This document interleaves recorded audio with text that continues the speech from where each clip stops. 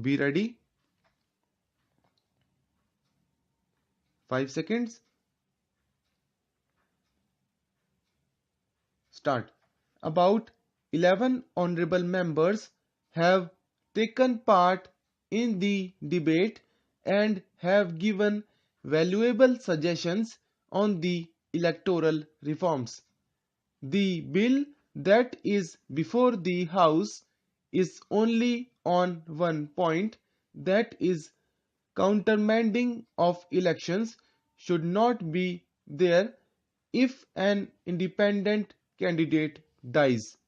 But taking this opportunity, almost all the members have expressed their views on the need for electoral reforms at an early date. As far as this bill is concerned, I do not think that there will be any objection from any member. Even the honorable member who moved this statutory resolution said that if the government assures that it is going to bring in a comprehensive electoral reform bill as early as possible, he has no objection to this. This ordinance had to be issued because of the experience in Parliament and Assembly elections in various states, particularly in the state of Punjab. During the last Punjab elections, a number of candidates, particularly independent candidates, were killed, and that has made the government think seriously what it should do. Elections in 13 parliamentary constituencies, including the ones in Punjab, were countermanded. Elections in 22 assembly constituencies in the whole country, including 9 in Punjab, had to be countermanded. So, this high incidence of deaths has made the government think and come forward with an ordinance which will enable the elections to go on in spite of deaths of independent candidates. The effect of it you have seen in Punjab. This time the incidence of deaths was not so high. We were able to conduct the election and the government elected by the people of Punjab was resorted after a long time. I hope the House will agree unanimously as far as this part of it is concerned. About the electoral reforms, the government is also more serious. We have been making a lot of efforts.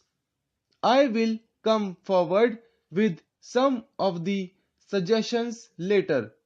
But as the Honorable Member Dr. Jain has said, a lot of effort has gone into this thinking about the electoral reforms. The Prime Minister called a meeting of the leaders long back, and later on late Shri Dinesh Goswami, who wants the Minister of Law, had constituted a committee under his chairmanship and made a deep study and had come forward with 2 or 3 bills. 3 bills are also pending in the Parliament. We could not proceed with them. Regarding delimitation of the constituencies, we have introduced a bill recently. The bill that was now introduced earlier was based on the 1991 census. Now the 2001 census is over.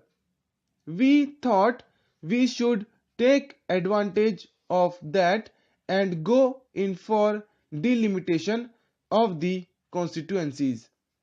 One of the suggestions that have been made by the members was that the scheduled caste constituencies should be rotated.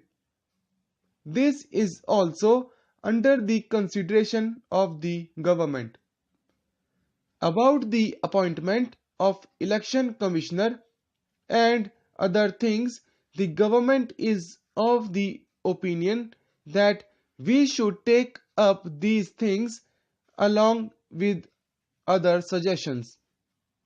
Only after that, and after consulting the opposition leaders, the government will take a decision and we will come forward with a consolidated bill.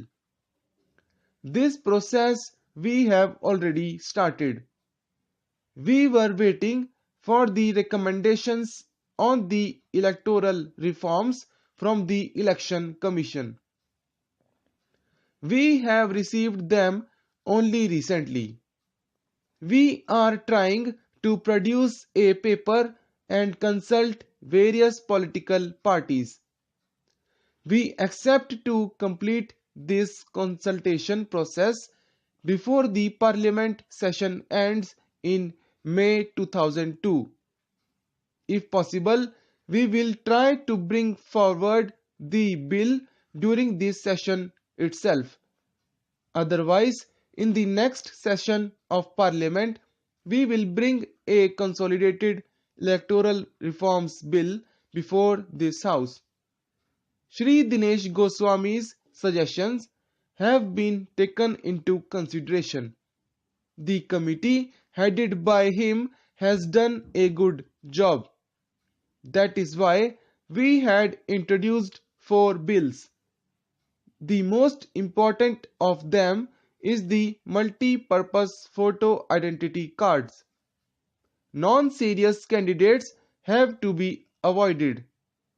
How to avoid booth capturing? All these points are engaging the attention of the government. In the recent elections, we have seen that there was a need not only for the security of the independent candidates but also for the security of the political party candidates. A number of candidates have filed their nominations. I have seen in one constituency that there were about 20 independent candidates. Accompanying 20 independent candidates were security personnel totaling 80 at the rate of 1 sub-inspector, 1 head constable and 2 constables. 20 candidates and 80 police personnel accompanying them looked like an army marching. What kind of an impression it will create on the voter? We should seriously think of avoiding these independent candidates. That is a very important point. We have many suggestions to this effect. Some honorable members have suggested that the deposit money may be raised. Raising the deposit money alone will not solve the problem.